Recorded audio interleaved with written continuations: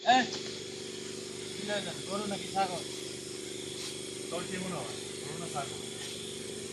দুটাই না লইতেছে। আমার তো মনে হয় ছাগল।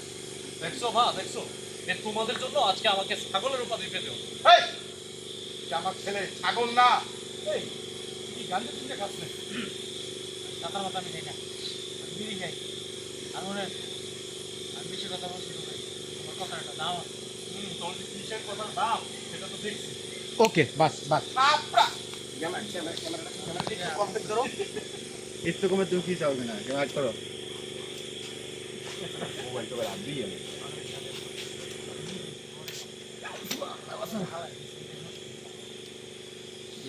দিলে আমি চালাম ক্যামেরা না ভাই লেভেল তো দিন